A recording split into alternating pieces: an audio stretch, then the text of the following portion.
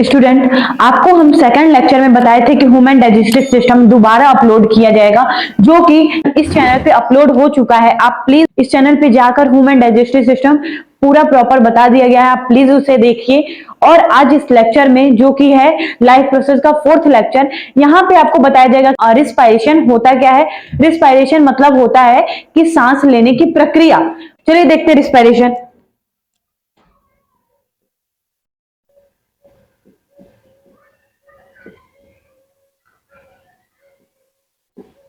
Respiration respiration समझने से पहले एक आपको हमें टॉपिक बताना पड़ेगा, उसका नाम है माइटोकॉन्ड्रिया। ये माइटोकॉन्ड्रिया होता क्या है, माइटोकॉन्ड्रिया का कुछ रोल यहाँ पे भी हम आपको बताते हैं। देखिए ये क्या है, सेल।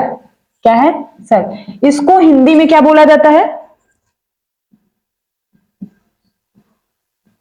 कोशिका।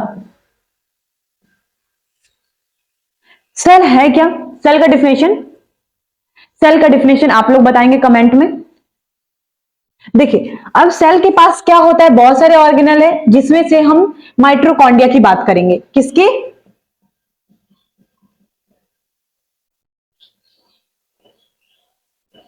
माइटोकॉन्ड्रिया की बात करेंगे। माइटोकॉन्ड्रिया के पास क्या होता है, जब ऑक्सीजन आता है, क्या आता है, ऑक्सीजन। जब हम हमारे एटमॉस्फेयर में बहुत सारे गैसेस है, उसमें से हम एक गैस की बात करेंगे, ऑक्सीजन की। ऑक्सीजन क्या करता है, ये हमारे सेल्स के पास आता है। किसके पास, सेल्स के पास आता है। सेल्स के किस ऑर्गेनल्स के पास आता है, माइटोकॉन्ड्रिया के पास। माइटोकॉन्ड्रिया के पास आने के बाद एक साइकिल चलने लगता है, ठीक है। इसमें एक प्रोसेस स्टार्ट हो जाता है, एक साइकिल चलने लगता है। उस साइकिल का नाम क्या है, उस साइकिल का नाम क्या है, क्रेब्स साइकिल। क्रेब्स साइकिल चलने लगता है। अब ये क्रेब्स साइकिल क्या है, ये एक प्रकार का एनर्जी बनाता है। कितने एटीपी, कितना एनर्जी बनाता है, 38 एटीपी बनाता है। एटीपी का फुल फॉर्म क्या होता है, एटीपी का फुल फॉर्म क्या होता है, एडिनोसिन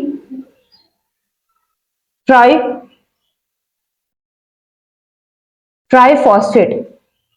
एडिनोसिन ट्राइफॉस्फेट इसका फुल फॉर्म होता है। अब ये 38 एटीपी बनाने के बाद इसको क्या करता है, एनर्जी में चेंज करता है। एनर्जी में, एनर्जी बन जाने के बाद ये किस फॉर्म में हमारे बॉडी में एनर्जी मिलता है, ग्लूकोज के फॉर्म में। ग्लूकोज के फॉर्म में एनर्जी मिलता है, ये हमारे बॉडी में ऑल टू ऑल सप्लाई हो जाता है और ग्लूकोज बन रहा है, ये हमें एनर्जी दे रहा है। तो इसीलिए हम माइटोकॉन्ड्रिया को ये भी बोलते हैं power house of the cell भी बोला जाता है। ये माइटोकॉन्ड्रिया आपको समझ में आ गया होगा। आपको नहीं समझ में आया होगा तो एक एग्जाम्पल के थ्रू समझ लीजिए। देखिए ये क्या है, हमारा घर है। क्या है ये, हमारा हाउस। हाउस, ये हाउस है। ये क्या है, मम्मी। मम्मी, ठीक है, मम्मी, मदर, कुछ भी आप लिख सकते हैं। अब देखो क्या होगा, ये जो हमारा घर है वहां पे कोई गेस्ट आ रहे हैं। ये ऑक्सीजन क्या है, हमारा गेस्ट, मेहमान लिख दें, मेहमान, ठीक है।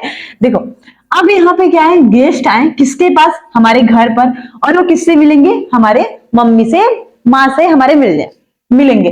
अब क्या होगा, ये जो मेहमान आए तो क्या मम्मी क्या करेगी, खाली हाथ ऐसे बैठी थोड़ी रहेगी, कुछ तो करेगी। हाँ कि मेरे घर मेहमान आए हैं तो मुझे कुछ करना पड़ेगा। तो ये क्या करेंगी, जल्दी जल्दी जाएंगी, भागम दौड़ा ऐसे करके चाय बनाएंगी, बिस्किट लाएंगी, नमकीन लाएंगी। अब ये क्या होगा, अब इस यहाँ पे जाएंगे तो ये भागम दौड़ कर रही है ना, जल्दी जल्दी चाय बनाएंगी, जल्दी जल्दी नमकीन लाएंगी, बिस्किट लाएंगी, सब करेंगी। उसमें एक साइकिल चल रहा है। बताओ ये गई जल्दी जल्दी बनाने के लिए, तो इसमें एक भागम दौड़ स्टार्ट हो गया, तो एक साइकिल चलने लगता है वहां पे। तो उसे हम एक नाम दिया गया है क्रेब्स साइकिल, ठीक है। क्रेब्स साइकिल, अगर मान लो क्रेब्स साइकिल को हम बोल दे टी, चाय बना दी, ठीक है। चाय बनाने के बाद वो क्या करेंगी, जिस गेस्ट को देंगी उसे चाय पीकर क्या मिलेगा, एनर्जी मिलेगा, एनर्जी मिलेगा। वो कितना एटीपी मिलेगा? 38 एटीपी मिलेगा। अब ये चाय जो है इनको पी करके हमें मिलेगा एनर्जी मिलेगा। एनर्जी मिलने के बाद वो क्या, खुश तो हो जाएंगे ना। उसी तरह हमारे बॉडी को भी एनर्जी मिलने के बाद हमारा बॉडी क्या हो जाता है? हैप्पी हो जाता है, खुश हो जाता है। ओके, तो ये होता है हमारा माइटोकॉन्ड्रिया। आपको हम कैसा एग्जांपल लेके समझाएं, आप भूल ही नहीं सकते, इतना आसान तरीके से हम आपको बता दिए। इसे नोट डाउन कर लीजिए। माइटोकॉन्ड्रिया तो समझ में आ गया होगा। अब हम समझते हैं रिस्पायरेशन क्या होता है। रिस्पायरेशन भी देखिए, ये हमारा क्या है? सेल। सेल है, सेल, इसको हिंदी में क्या बोलते हैं? कोशिका बोलते हैं। अब यहां पे देखिए, ऑक्सीजन आ रहा था सेल्स के पास, तो इससे हमें मिल क्या रहा था? ग्लूकोज। और ग्लूकोज से हमारे बॉडी में एनर्जी भी मिल रहा था, एनर्जी मिल रहा था। अब जैसे ही ऑक्सीजन आया, ऑक्सीजन आने के बाद ये मत सोचिएगा कि ऑक्सीजन ही सिर्फ आता है, बहुत सारे गैसेस भी आते हैं, नाइट्रोजन आता है, कार्बन डाइऑक्साइड आता है। तो जिसमें से हम सिर्फ एक ऑक्सीजन की बात कर रहे हैं, बहुत सारे गैसेस हैं, हमें सिर्फ ऑक्सीजन की जरूरत है। ऑक्सीजन लेने के बाद यहां से सिर्फ कार्बन डाइऑक्साइड और नाइट्रोजन गैस को बाहर निकाल देता है हमारे बॉडी से। हम क्या करते हैं? ऑक्सीजन को लेते हैं, एटमॉस्फेयर में बहुत सारे गैसेस है, नाइट्रोजन है, कार्बन डाइऑक्साइड है, ऑक्सीजन है, तो जिसमें से हमें सिर्फ ऑक्सीजन की रिक्वायरमेंट है, और जितने भी कार्बन डाइऑक्साइड और नाइट्रोजन है उसे हमारे बॉडी में से निकाल देता है, ऑक्सीजन को लेकर, और जितने भी गैस है वो बाहर निकाल देता है। ये होता है रिस्पायरेशन। अब हम आपको बताएंगे ब्रीदिंग एंड रिस्पायरेशन में डिफरेंस क्या है। चलिए देखते हैं ब्रीदिंग एंड रिस्पायरेशन में डिफरेंस क्या होता है। सबसे पहले ब्रीदिंग देखेंगे। ब्रीदिंग का फर्स्ट पॉइंट क्या है? It take place in lungs, ये लंग्स के द्वारा होता है।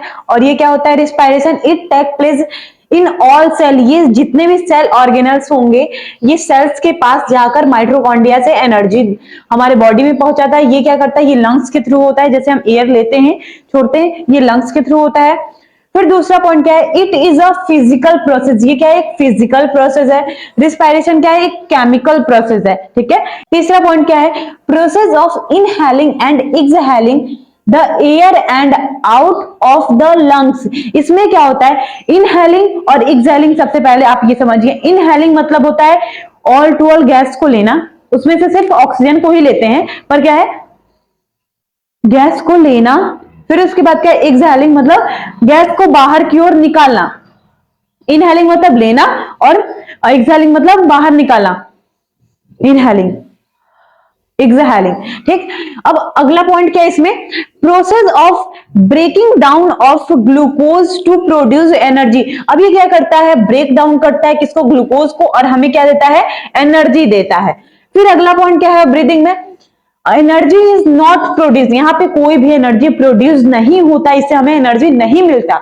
बट रिस्पायरेशन से क्या होता है? Energy is produce in the form of ATP, और यहाँ पे जो हमें एनर्जी मिलता है वो किसके फॉर्म में मिलता है? एटीपी के फॉर्म में मिलता है। किसके फॉर्म में? एटीपी। अभी हम थोड़ी देर पहले बताएं, जो माइटोकॉन्ड्रिया था वो कितने एटीपी दे रहा था? 38 एटीपी दे रहा था, उससे हमें एनर्जी मिल रही थी। एनर्जी को किस फॉर्म में बदल रहा था? वो ग्लूकोज के फॉर्म में बदल रहा था। तो ये एटीपी का फुल फॉर्म हम बता चुके हैं, एडिनोसिन ट्राइफॉस्फेट। इसे आप नोट डाउन कर लीजिए। ब्रीदिंग और रिस्पायरेशन होता है क्या? इसके बाद हम आपको बताएंगे एरोबिक एंड एनारोबिक रिस्पायरेशन होता क्या है।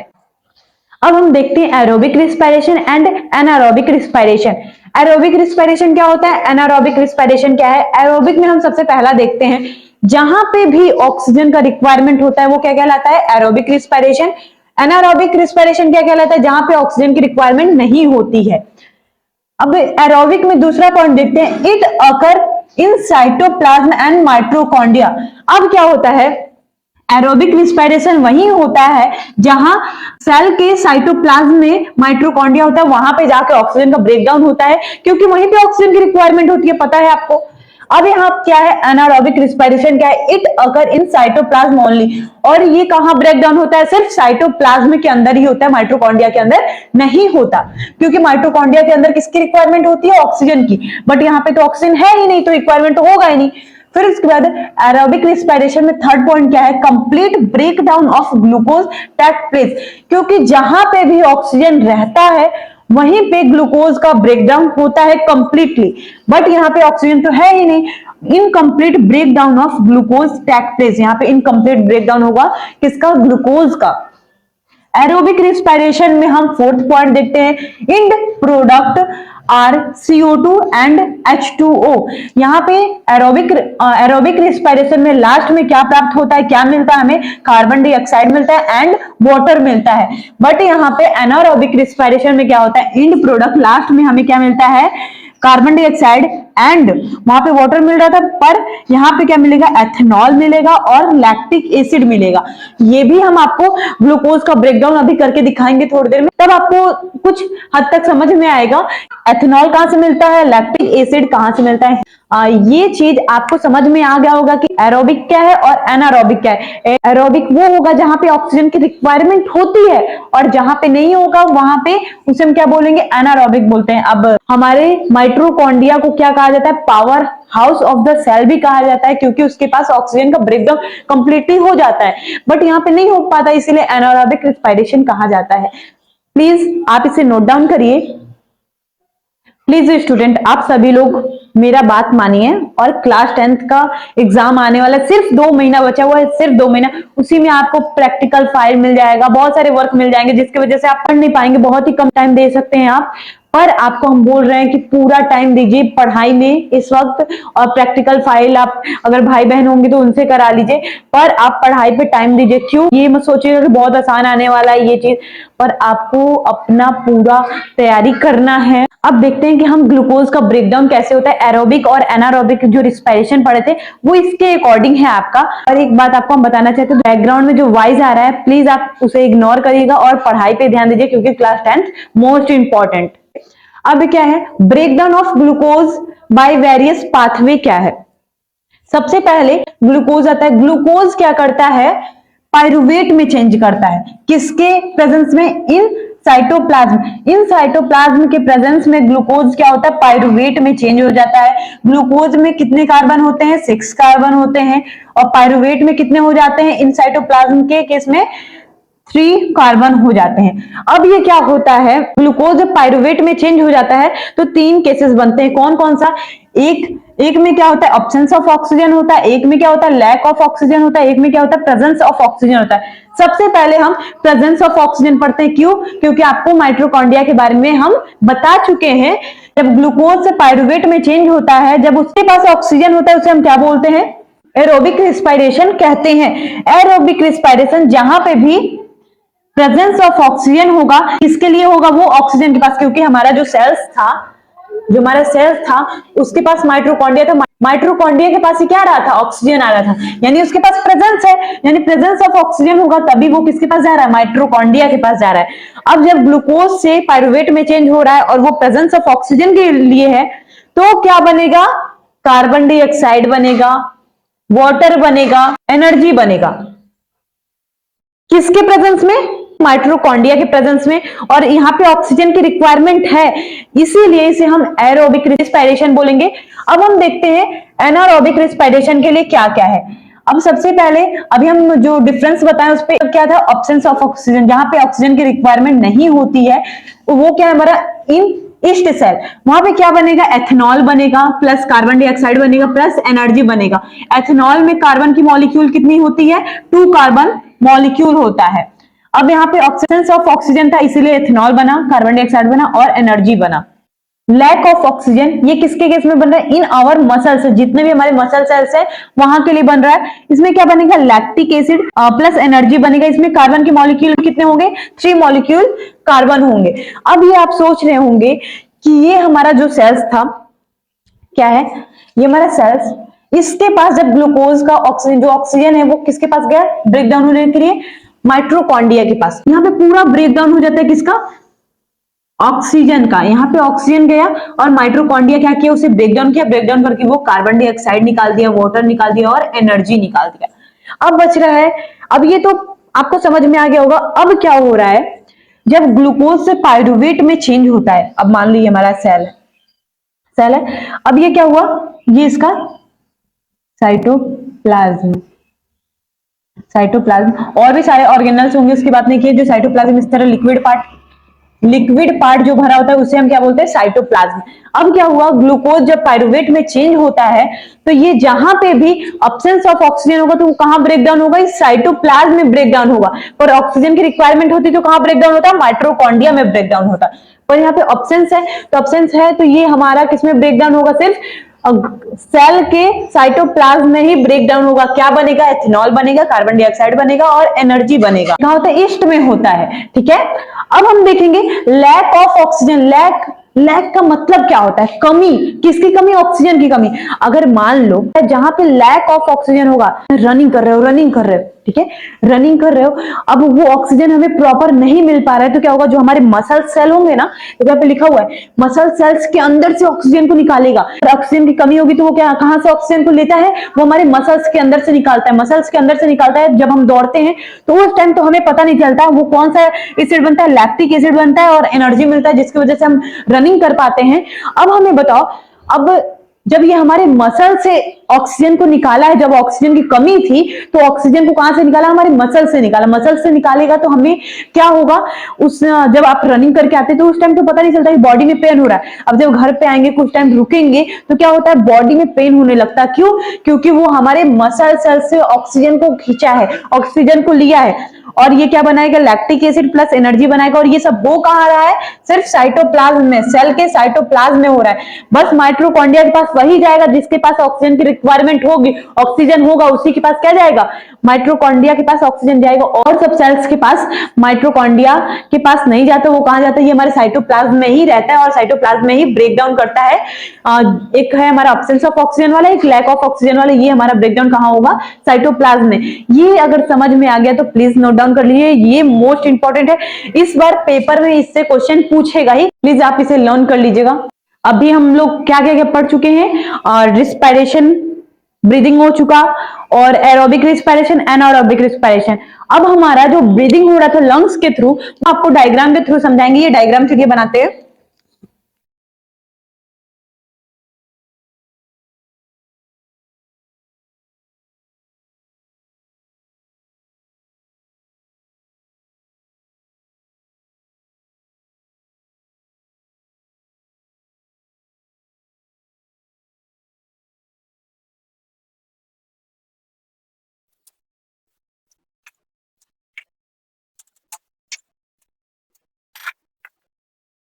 ये लंग्स का डायग्राम बन चुका है। अब ये लंग्स को हम समझते हैं, ये हमारा प्रोसेस कैसे करता है, हमें ब्रीदिंग कैसे कराता है। अब देखिए, ये हमारा क्या है, लंग्स का डायग्राम, यहां पे लिख दे रहे हैं हम लंग्स। ये लंग्स वर्क कैसे करता है। अब यहाँ पे मान लो लंग्स के पास, हमारे नोजल कैविटी के पास, हमारे नाक के पास ऑक्सीजन आया। क्या आया, ऑक्सीजन आया। ऑक्सीजन सांस लेते हैं ना, ऑक्सीजन पहुंचा, वो किस रास्ते से हो कर जाता है ये हम आपको बताते हैं। ये हमारा लैरिंग्स है। अगर ट्राई करना चाहते हैं तो देखिए, मेरा आवाज अभी अच्छे से साफ निकल रहा है, बट लंग्स है कैसा आवाज आ रहा है, चेंज हुआ ना। ये लंग्स, ये क्या है, हमारा साउंड बॉक्स होता है। यहाँ पे हम मार रहे थे तो हमारा आवाज चेंज हो गया, तो ये हमारा क्या है, लैरिंग्स, जिसे हम साउंड बॉक्स के भी नाम से जानते हैं। अब इसके जस्ट नीचे आएंगे तो ये हमारा ट्रेचिया है, यहाँ फिर एयर यहाँ से एंटर करता है। अब उसके बाद ये सीधे आएंगे तो ये क्या होगा, ये टू ब्रांचेस में बढ़ जाएंगे। किसमें, टू ब्रांचेस, जिसे हम ब्रांची बोलते हैं। क्या बोलते हैं, ब्रांची। ब्रांची से आप याद रखेंगे, जैसे हमारा पेड़ होता है, पेड़ का शाखा निकला होता है ना, पेड़ का शाखा निकला होता है उसे हम क्या बोलते हैं, लैरिंग्स। क्या है, एक साउंड बॉक्स है, साउंड बॉक्स।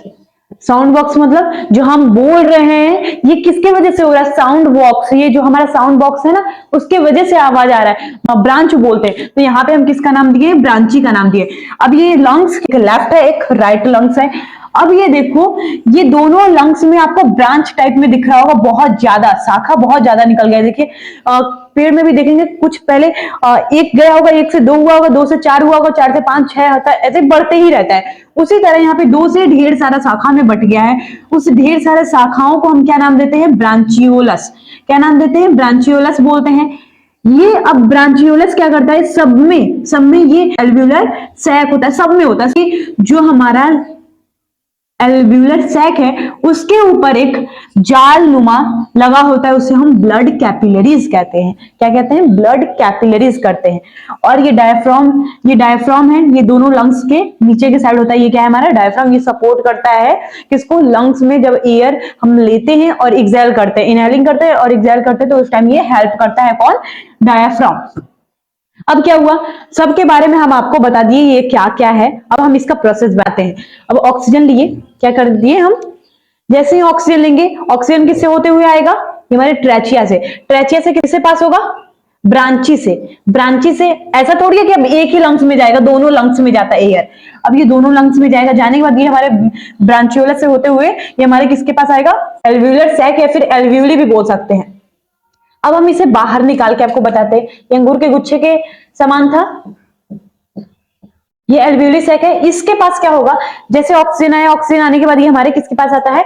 एल्व्यूलर सैक के पास आता है। जैसे ही यहाँ पे ऑक्सीजन आएगा, ऑक्सीजन आया, अब ये क्या करता है? हमारे बॉडी में पूरा देने के लिए तैयार हो जाता है। अब ये बॉडी में जाएगा कैसे? हमारे ब्लड के थ्रू जाता है, पर जाता कैसे है? एल्व्यूलर सैक के ऊपर एक कैपिलरीज लगा होता है। क्या लगा होता है? कैपिलरीज लगा होता है, जो क्या करता है? इस ऑक्सीजन को इस ब्लड कैपिलरीज में लेकर जाता है और ये पूरे बॉडी में ट्रांसफर कर देता है। क्या कर देता है? ट्रांसफर कर देता है। अब ये ऑक्सीजन यहाँ पे ट्रांसफर कर दिया, और जिसने वेस्ट वाले सब गैसेस नहीं चाहिए होगा, वो क्या कर देगा? इस एल्व्यूलर सैक से जिस तरह आया है उसी माध्यम से बाहर, नोज के थ्रू बाहर निकाल देता है। अब ये हमें ऑक्सीजन की रिक्वायरमेंट थी, ऑक्सीजन हमें पूरे बॉडी में मिल चुका है। ये होता है लंग्स। इस तरह होता है ब्रीदिंग। ऑक्सीजन आएगा, ऑक्सीजन से वो क्या होगा? लंग्स में ट्रांसफर होगा। लंग्स से ट्रांसफर होने के बाद वो एल्व्यूलर सैक के पास जाएगा। ये सैक से क्या करेगा? ऑक्सीजन को ब्लड कैपिलरीज लेके ये हमारे पूरे बॉडी में ट्रांसफर कर देता है, और जो गैसेस की रिक्वायरमेंट हमें नहीं होती वो हमारे नोज के थ्रू बाहर निकाल देता है। जो लंग्स था वर्क कैसे कर रहा था हम आपको बता दिए, बट हम एक आउटवे के थ्रू पढ़ लेते हैं। ऐसे ये नॉस्ट्रिल, नोजल पैसेज और नोजल कैविटी, ये तीनों हमारा क्या है? नोज को ही कहा जाता है। नॉस्ट्रिल मतलब ये वाला है, नोजल पैसेज जो खाली वाला जगह है, नोजल कैविटी इसके अंदर वाला जो पैसेज है उसको। ये तीनों मिला के हम नोज को ही बोल सकते हैं। पहले कहा जाता है नॉस्ट्रिल स्टार्टिंग में, फिर नोजल पैसेज में अंदर की ओर आता है, नोजल कैविटी अंदर की ओर पहुंच जाता है। इसको हम तीनों डायरेक्टली आप क्या लिख सकते हैं? नोज लिख सकते हैं। और नोज से ये किसके पास जाता है? फेरिंग्स में, जो एक फूड पाइप होता है और एक दो पाइप होता है, एक विंड पाइप होता है, एक कौन सा होता है? फूड पाइप होता है। तो फूड पाइप के पास ये हमारा फेरिंग्स होता है, और विंड पाइप है उसके पास लैरिंग्स होता है। अब ये फेरिंग्स से होते हुए किसके पास जाता है? लैरिंग्स। लैरिंग्स हमारा क्या है? Sound box. ये हमारा लैरिंग्स से होते हुए, अभी हम डायग्राम के थ्रू बताएं, लैरिंग्स से होते हुए ट्रेचिया से आ रहा था ऑक्सीजन। फिर कहां कहां गया? फिर फेरिंग्स से लैरिंग्स में गया, लैरिंग्स से वो ट्रेचिया में गया। यहां से ऑक्सीजन, ये हमारे लंग्स के टू पार्ट जिसे ब्रांची बोल रहे थे, यहाँ पे ऑक्सीजन आता है, फिर वो लंग्स के ब्रांचियोलस में जाता है। ठीक है, ब्रांचियोलस से होते हुए किस में जाएगा? वो एल्व्यूलर से, जो जिसे हम ग्रेप से बोल रहे थे, अंगूर का गुच्छा, उसमें जाता है। फिर उससे हमें ऑक्सीजन कैसे लेना होगा? ये हमारे बॉडी में कैसे ट्रांसफर करेगा? वहां पे एक ब्लड कैपिलरीज होता है, जो छोटे छोटे धागे नुमा होता है, वो इसको ढका होता है चारों तरफ से, एल्व्यूलर सैक को वो ढका होता है। उसके बाद वो क्या करता है? वो ब्लड कैपिलरीज क्या करता है? ये हमारे ऑक्सीजन को पूरे बॉडी में ट्रांसफर कर देता है। ये हमारा लंग्स का आउटवे भी हो गया, और लंग्स का डायग्राम भी हम आपको समझा चुके हैं। अब हम आपको बताएंगे ट्रांसपोर्टेशन क्या होता है। इसे नोट डाउन कर लीजिए स्टूडेंट। अब हम देखते हैं ट्रांसपोर्टेशन क्या होता है। ट्रांसपोर्टेशन ये डिवाइडेड बाय टू टाइप से होता है। एक एनिमल में भी होता होगा, एक प्लांट में भी होता होगा। Transportation in animal also known as circulation, यहाँ पे सर्कुलेशन मेथड से होता है। यहाँ पे क्या होता है? ट्रांसपोर्टेशन इन प्लांट, प्लांट में अकर इन टू वेज से होता है। पहला कंसिस्ट ऑफ टू सिस्टम, और दूसरा क्या है? Blood vascular system and lymphatic system से होता है। अब इसमें क्या है? प्लांट में एक अपसेंट ऑफ सैप से होता है, एक ट्रांसलोकेशन से होता है। ये ट्रांसपोर्टेशन आपको एक एनिमल में भी मिलेगा, एक प्लांट में भी मिलेगा। अब इसके बाद हम आपको बताते हैं कि ये ब्लड क्या होता है, ब्लड के कितने टाइप्स हैं। सबसे पहले ये जानेंगे ये ब्लड का डिफिनेशन क्या है। Blood is a fluid connective tissue. Blood क्या है? फ्लूइड कनेक्टिव टिश्यू है, और विच circulate throughout the body by pumping action of heart। जो हमारा ब्लड है वो फ्लूइड कनेक्टिव टिश्यू होता है, विच ये सर्कुलेट करता है पूरे बॉडी में और हार्ट पंपिंग कराता है। अब जो हमारा ब्लड होता है, ये ब्लड हमारा टू टाइप्स में होता है, एक प्लाज्मा में बटा होता है, एक हमारा ब्लड सेल में बटा होता है। और ये जो प्लाज्मा है, fluid portion of blood contain 91 से 92% of water, protein, hormone and clotting factor. इसमें क्या क्या होता है? क्लॉटिंग फैक्टर भी होता है, इसमें हार्मोन भी होता है, प्रोटीन भी होता है और वाटर भी होता है। कितने परसेंट? 91 से 92% ये हमारे बॉडी में प्लाज्मा होता है। अब जो ब्लड सेल है ये कितने टाइप्स में बटा होता है? 3 टाइप्स में। एक होता है आरबीसी, दूसरा होता है डब्ल्यूबीसी और तीसरा होता है प्लेटलेट्स। ये हमारा ब्लड का टाइप्स है और इसके बारे में हम आपको बताते हैं कि ब्लड हमारा फंक्शन कैसे करता है। आरबीसी का फुल फॉर्म क्या होता है, डब्ल्यूबीसी का फुल फॉर्म क्या होता है, प्लेटलेट्स का नाम क्या है, ये सब आपको बताया जाएगा। आप इसे नोट डाउन कर लीजिए। अब हम समझते हैं हमारे ब्लड का फंक्शन कैसे होता है। हमारे बॉडी में ये खून बह के इधर उधर सब पूरे बॉडी में ट्रांसफर हो जा रहा है, कैसे हो रहा है उसका फंक्शन तो देखेंगे हम। अब देखिए पहला फंक्शन क्या है? Transport of food, water, oxygen and carbon dioxide. किसका ट्रांसपोर्ट कराता है हमारा ब्लड? फूड का कराता है, वाटर का कराता है, ऑक्सीजन का कराता है, कार्बन डाइऑक्साइड का कराता है। दूसरा पॉइंट क्या है? ट्रांसपोर्ट ऑफ वेस्ट प्रोडक्ट, जो हम लोग के बॉडी से जो वेस्ट प्रोडक्ट निकलता है उसे भी ट्रांसपोर्ट कराने में हेल्प करता है। तीसरा पॉइंट क्या है? ट्रांसपोर्ट ऑफ हार्मोन, जितने हम लोग के बॉडी में हार्मोन है उसका भी ट्रांसपोर्ट कराने में मदद करता है। कौन? हमारा ब्लड। और हम लोग के बॉडी को प्रोटेक्शन भी प्रोवाइड करता है। कौन? हमारा ब्लड। ये हो गया ब्लड का फंक्शन। अब हम देखेंगे आरबीसी क्या होता है, डब्ल्यूबीसी क्या होता है और प्लेटलेट्स क्या होता है। सबसे पहले देखेंगे कि आरबीसी जो है, haemoglobin in RBC help in oxygen transport. जो हमारा हीमोग्लोबिन है, हीमोग्लोबिन उसको कहा जाता है जो आरबीसी हमारा रेड ब्लड सेल, ये हीमोग्लोबिन इन आरबीसी हेल्प करता है किसमें? ऑक्सीजन के ट्रांसपोर्ट में। डब्ल्यूबीसी क्या करता है? हमारा व्हाइट ब्लड सेल होता है, वो एंटीबॉडी का काम करता है। ये क्या करता है? जो हमारे बॉडी में पैथोजन जो एंटर कर जाते हैं उसे किल करने में मदद करता है। अब ये प्लेटलेट्स क्या होता है? ये क्लॉटिंग ऑफ ब्लड। अगर मान लो हार्ट कट जा रहा है तो अब जो हमारा खून बह रहा है वो कुछ टाइम बाद अगर मान लो इस तरह बंद किया हो तो क्या होगा? वो खून क्या होगा? रुक जाएगा ना। क्यों?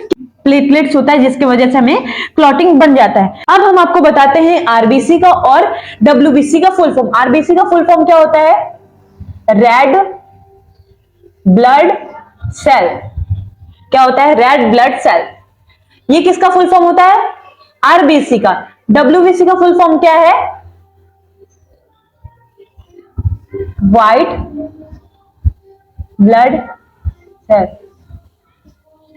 हम आपको आरबीसी और डब्ल्यूबीसी का फुल फॉर्म बता दिए हैं। और ये प्लेटलेट्स, अब एक बात बताइए, आपका 2 नाम होगा, घर पे मम्मी कुछ और बुलाती होगी, बाहर में जो फ्रेंड होंगे, टीचर्स होंगे, आपको किसी और नाम से जानते हैं, ठीक है। अगर मान लो घर पे मम्मी बोलती है, ए सुन गोलुआ, तुम्हारा नाम मान लो तुम्हें घर पे बुलाया जाएगा गोलू गोलू, ठीक है। स्कूल में तुम्हारा एक पर्टिकुलर नाम होगा, या फिर प्रियांशु नाम होगा, या फिर विशाल नाम होगा, एक पर्टिकुलर नाम होगा। उसी तरह आरबीसी को घर में उसकी मम्मी क्या बुलाती हैं? Red blood cell. पर इसका बाहर में कुछ और भी नाम होगा ना, कुछ और नाम, तो उसका नाम है इरेथ्रोसाइट्स।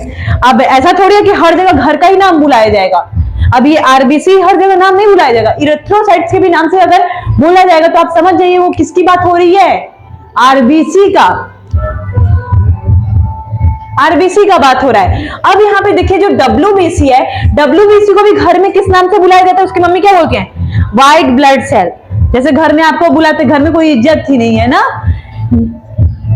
व्हाइट ब्लड सेल के नाम से जाना जाता है। बट इसका भी बाहर में एक नेम है, उसको ल्यूकोसाइट के नाम से, LEUKO, ल्यूकोसाइट, ल्यूकोसाइट्स के नाम से जाना जाता है। और प्लेटलेट्स को भी एक नाम से जाना जाता है, उसका नाम क्या है? Thrombocyte, THROMBO, thrombocyte. थ्रोम्बोसाइट्स के नाम से जाना जाता है। हम आपको ब्लड का फंक्शन बता दिए, ब्लड क्या होता है, आरबीसी का फुल फॉर्म क्या होता है, डब्ल्यूबीसी का फुल फॉर्म क्या होता है, इस सब का नाम क्या होता है, सब बता दिया गया आपको। और आरबीसी के बारे में आपको बता दिया गया, डब्ल्यूबीसी के बारे में, सबके बारे में आपको बता दिया गया है। प्लीज इसे आप नोट डाउन कर लीजिए कॉपी में। सुनिए, अभी इस वक्त शादी का मौका चल रहा है, बहुत सारे बच्चे शादी में जा रहे हैं, पर शादी में जाइए पर पढ़ाई पे भी ध्यान दीजिए। हम ये नहीं कह रहे हैं कि आप शादी में मत जाइए, मना नहीं कर रहे, पर इस वक्त आपके जीवन के लिए आखिरी मौका है क्लास 10th पास करने का। आप